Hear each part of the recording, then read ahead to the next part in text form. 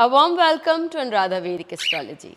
Today we are going to talk about illness and we are going to see particularly how we can spot whether a person is not capable of hearing and does the person suffer from lack of speech, that is deafness and dumbness.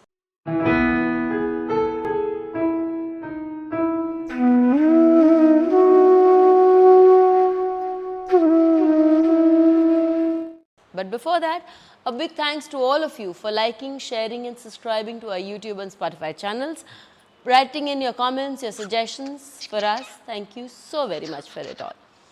Let's talk about deafness and dumbness. Being deaf and being dumb means you do not have the ability to communicate. Such a person lacks the ability to be able to convey, in most cases, their opinions, their suggestions, their thoughts to others.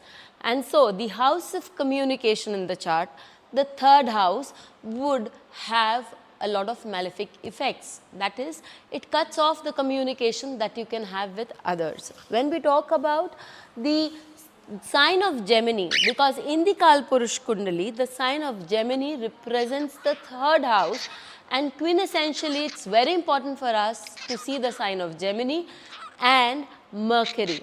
Mercury becomes very important twofold. Why? Because Mercury is the Karak of speech also.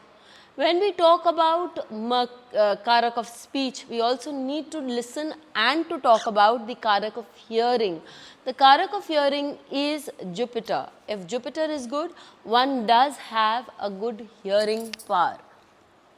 I've always seen that when people have Jupiter in Revati, when people have Jupiter in Ashwini, they have good hearing. Why? Because that is the horse or the elephant which give them a good hearing power. Even your moon in Revati, Venus in Revati, that's all very good for your hearing.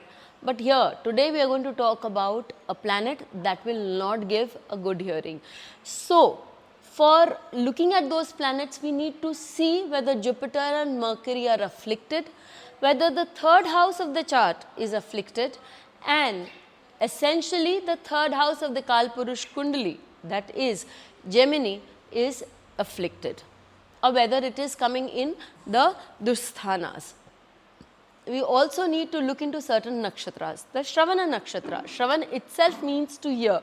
If the Shravan nakshatra, if Ashwini nakshatra, if Revati nakshatra, these nakshatras are afflicted, then the person does have problem in hearing. I'll take a chart with you. Let's walk across through this chart. As we see in this chart, you see the Lagna falls in Scorpio, and you will find a confluence of planet in the third house. What are these planets? It's Saturn, that is the third lord, but it's also an exalted Mars, which is the sixth lord of diseases, and we also have Ketu, because Mars also is the Lagna lord, so it cannot just be bad, but it's also the sixth lord and it will show its propensity to create illness or diseases in that certain area wherever it is sitting. Now, Mercury is the benefic. It's generally said to be a benefic, but it acts as a functional benefic. What do you mean by that? It is said across the Shastras, across classics, that when Mercury is associated with malefic, it becomes a malefic. Saturn, Mars and Ketu, all malefics with a debilitated Jupiter. So, when you look at the ratio of malefics to benefics, the malefics is more, and so Mercury also tends to act like a malefic, and it is under a lot of malefic influence. And then there is a debilitated Jupiter which is sitting there. So, as I said, the third house is highly afflicted. There is a very strong planet sitting there. The third lord is also there, but if you see, the third lord is also under the malefic influences of Mars and Ketu.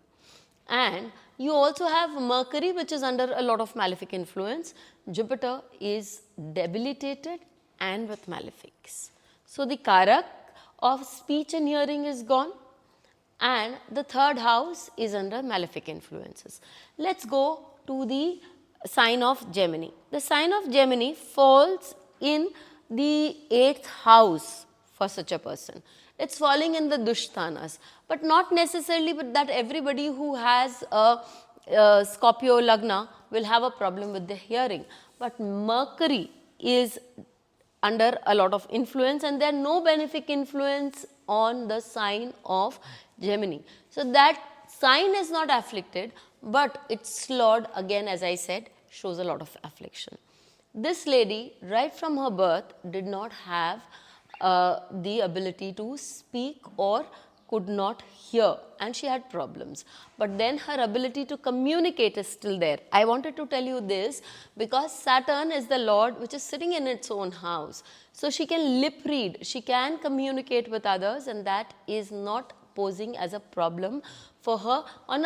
On a basic level, she can communicate with people. If you look at the nakshatras, you will see that Saturn is in Shravana Nakshatra, Mars again is in Shravana Nakshatra, Ketu is in Shravana Nakshatra, and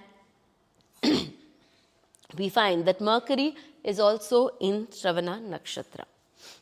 So you see, Ketu is in Dhanishta. So you see that there is so many